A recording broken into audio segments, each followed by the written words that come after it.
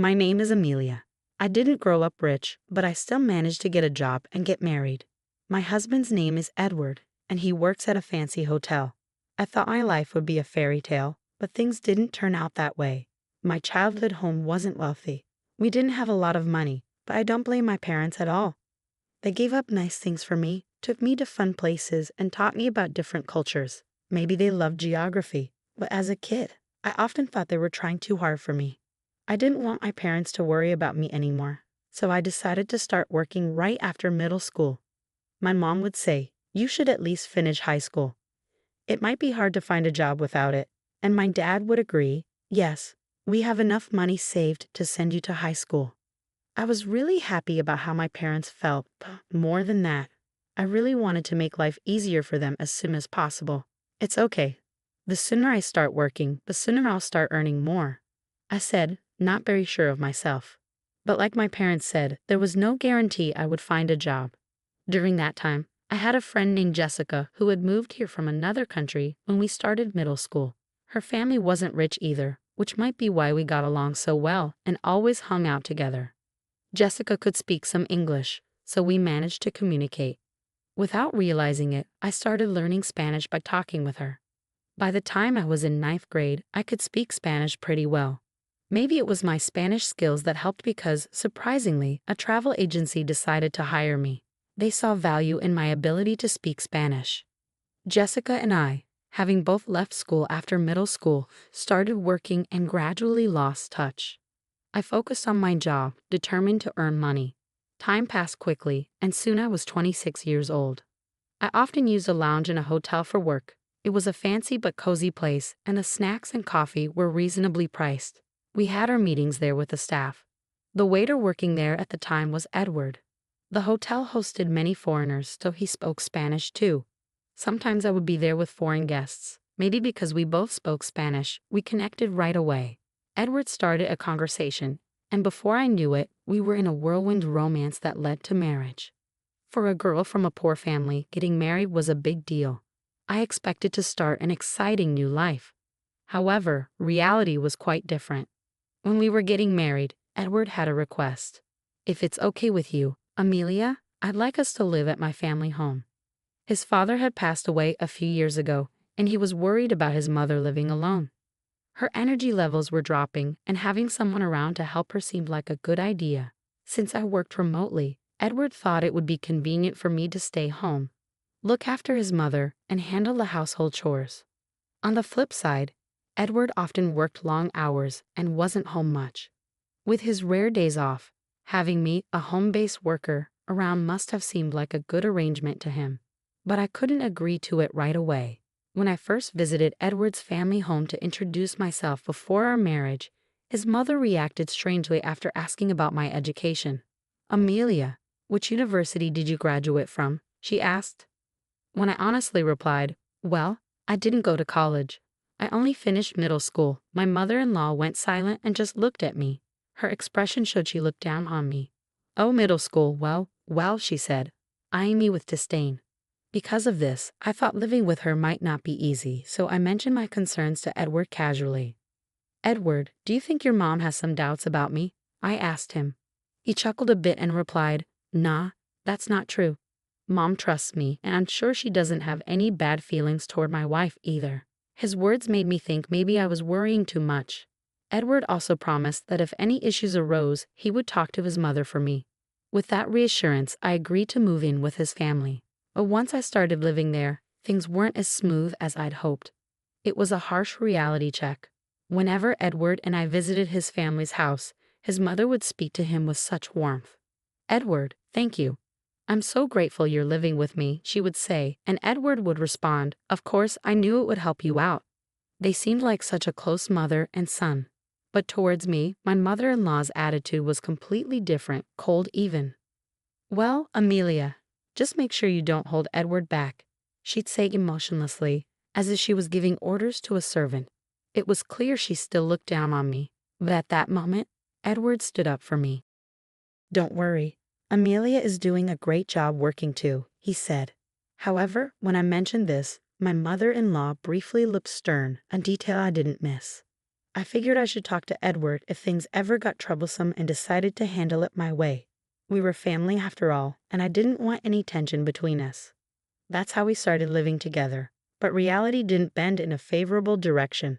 Once, as I was working on my computer as usual, my mother-in-law burst into my room and said angrily, "Hey, Amelia, when are you going to clean my room? It needs to be done by 10 o'clock a.m. every day." I was surprised because I had never heard of such a rule before. Sure, I agreed to do household chores, but we never discussed to what extent. If she had just told me kindly from the beginning, that would have been fine. After all, I have my own job and can't be available all the time. However, arguing wouldn't be mature, so I quickly finished my work, apologized, and started cleaning her room. Meanwhile, my mother-in-law was just relaxing in the living room, watching TV and eating snacks. Edward had mentioned concerns about his mother's health, but she seemed well enough to clean her own room. I had imagined she might have difficulty walking, but she was more lively than I thought.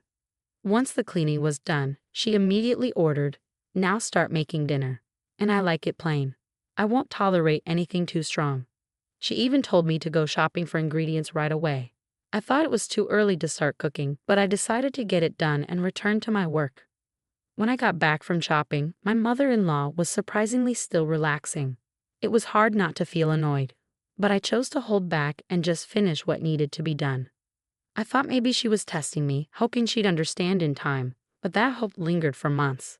There were days when she complained about me being just 5 minutes late with the laundry or that the bathtub wasn't cleaned perfectly, nitpicking to an almost obsessive degree. Before I knew it, I ended up doing all the chores around the house, while my mother-in-law just lounged around. Honestly, if she had the energy to nitpick, she could very well do some chores herself. I started to worry that if this continued, it would start affecting my job too. That was the last thing I needed, so I decided to wait until the evening to talk to Edward about it.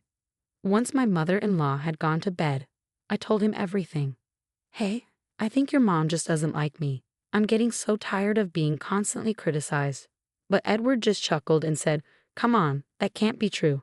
Mom's a kind person. There won't be any issues as long as Amelia doesn't do anything strange.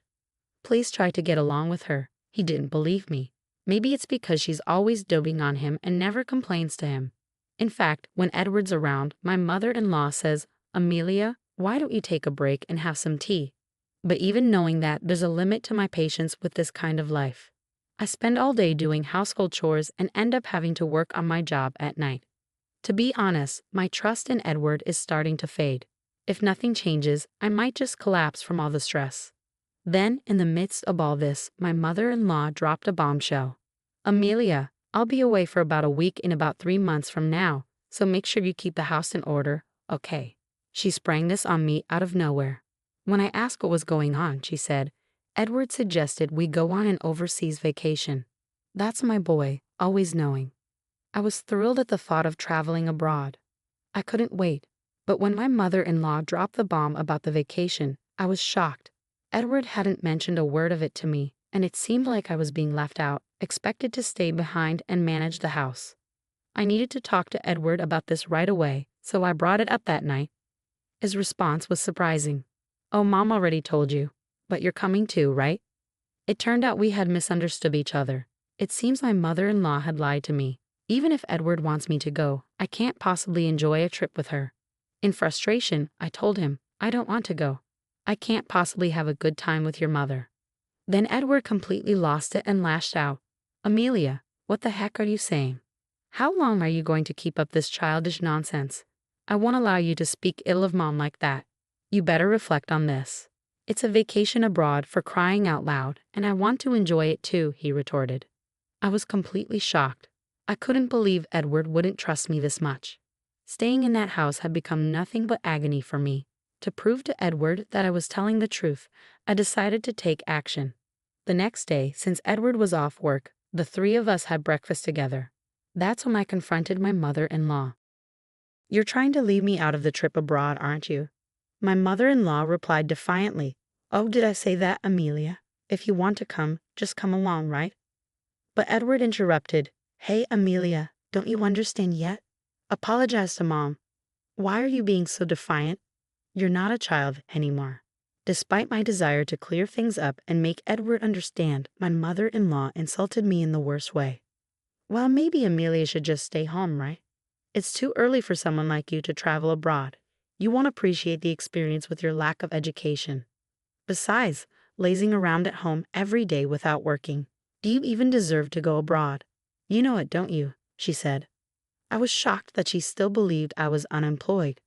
I've explained my job to you multiple times, even during our greetings. I've told you what I do, haven't I? I confronted her, but she just looked down on me. What job? Remote work. Don't joke with me. You're just playing on the computer at home. It's been getting on my nerves every day. There's no way you're making money with that. You're just stealing Edward's earnings, she blurted out. That really made me angry, but before I could respond, she went even further. I have Edward, and that's enough for me. Edward can speak Spanish and works at a renowned hotel. There's no need to waste his earnings on a woman like you, uneducated and unemployed. A bottom feeder like you should just leave as soon as possible, she continued. She just kept going. After all her harsh words, I looked at Edward, hoping he would understand. But his response was unexpected. Well, I can understand how Mom feels.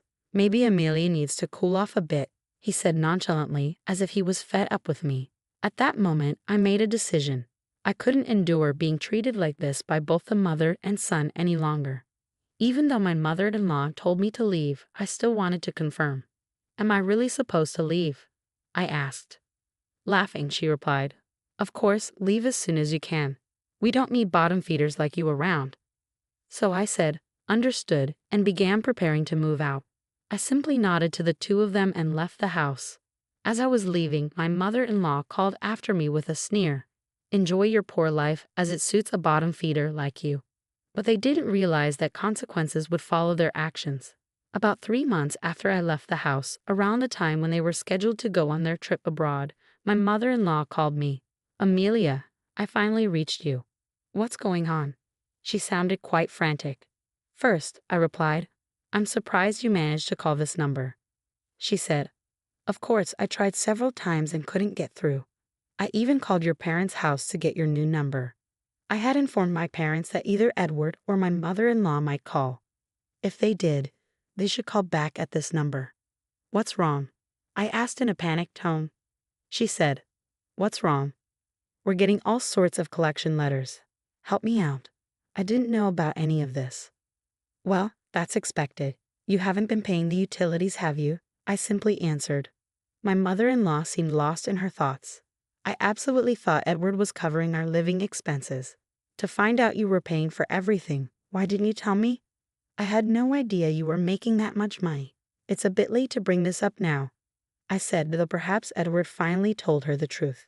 That's right. I had already started my own business using the expertise I gained from the travel agency. I used to work for a travel agency, and now my own business had grown to the point of earning $20 million, being widely accepted around the world. What shocked my mother-in-law even more was probably Edward's income. Just because he worked in a lounge at a well-known hotel didn't mean he was making a lot of money. If anything, Edward was just an average worker on the lower end of the pay scale. And speaking Spanish at that hotel was nothing special. There were many Spanish speakers there. Even if he could speak it, it wasn't anything remarkable. There's no way his income could cover the living expenses for 3 people. In reality, just making ends meet for himself was all he could manage. It's ridiculous that she hadn't realized until a collection notice came that I was the one paying all the living expenses for my husband's family. But the more I listened to my mother-in-law, the more shocking facts came to light. The reason why she insisted on me living with them wasn't to keep an eye on her. It was because she had been living off my father-in-law's wealth. Blinded by a temporary influx of cash, she had spent lavishly until there was nothing left. That's when she turned to Edward, presuming he was earning well. But Edward knew his income was low, and he was somewhat aware of my earnings, which is why he turned to me for help. Hearing this only confirmed how irresponsible they were. But their irresponsibility didn't stop there. By the way, are you managing to make the car payments? My mother-in-law exclaimed, raising her voice. Exactly. Both Edward and I have bills piling up since you moved out. I've been receiving more and more credit card statements addressed to both of us. The amounts due each month kept increasing, and before I knew it, they amounted to quite a sum. Their level of luxury spending was beyond me. I have no idea how they were spending without paying the living expenses, but Edward's bills had surpassed his salary, and my mother-in-law hadn't stopped her old habits of lavish spending. It seemed they had both gotten themselves into debt, now totaling over $440,000. What's even more shocking is they thought Edward would somehow manage it if it was just a bit of debt. As my mother-in-law put it, and Edward thought I would take care of it if things got tough. The level of dependency in grown adults was appalling. Beyond exasperation, I was starting to feel the danger. So when my mother-in-law brazenly said, "So, Amelia, you can sort this out for us, right?" I was astonished by her audacity. I made it clear to her, "After everything that's happened, you're asking for help now. There's no way I'm helping." That's when Edward suddenly took the phone. "Hey, Amelia, you're my wife. You have a duty to help us out. Do something. We can't pay this off." I couldn't believe their nerve, but I did offer him a glimmer of mercy. "So you want to come over? I might consider it if you do." He was immediately enthusiastic. "Oh yeah, you'll let us stay and you'll sort out the money. Then let's do that. Where's your place?" "I'll head there right now," he said eagerly. I had to be honest. "Well, if you can make it. I'm in Hawaii right now. I have a vacation home here," I said. Both Edward and my mother-in-law couldn't hide their shock. "What do you mean, Hawaii? We can't afford to go there right now." Edward panicked. I calmly replied, "Weren't you planning to travel abroad? Just swing by Hawaii. Your mother would love it. And you did ask my family for my phone number, right? Didn't you realize it was an international number?" I added, "Oh, and don't forget the cost of this call. It adds up if you're on for a long time." To make my point clear, I said if we get divorced, I might think about helping with the money too. Edward quickly replied, "All right, I got it. Let's just get divorced first then." It seems like Edward realized his debts were something he couldn't trade for anything else. So I told him I'd deliver the divorce papers once I got back to California and ended the call.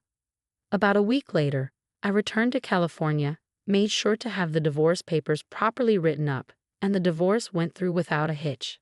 Edward looked quite worn out, so I guess he's been living pretty lean these last few days. He mentioned something at that time. It turns out he had been counting on my money for the overseas trip as well. Hearing that didn't even surprise me anymore. They probably thought I would pay off their debts, but of course I had no intention whatsoever of doing that. What I proposed was, first of all, for both of them to stop living so extravagantly, and then for Edward and my mother-in-law to work hard. I told them if they did, they could eventually pay off the debt and at least manage the basics. When Edward heard this, he lashed out. "Hey, that's not what you promised. You were supposed to think about the debt." But I was like, "That's why I did you a favor by thinking of a way for you guys to handle your debt repayment. So good luck. Once you can afford to travel abroad again, I'll invite you to my Hawaii villa," I said with a touch of sarcasm and left their place. Afterward, they both seemed to be working themselves to the bone from dawn till dusk, barely scraping by. It's probably a good lesson for them since they've had it easy until now. On a different note, I heard that Jessica also built a house in Hawaii. I had a reunion with her after so long. She took up a job that took her around the world after graduating from middle school and now seems to be a company president just like me. She had her parents come over to the house she bought, and they are living it up together. So I called my parents over from California, and we started living here. Now, I sometimes visit Jessica's place. We both feel blessed to be able to give back to our parents and encourage each other as we work hard at our jobs.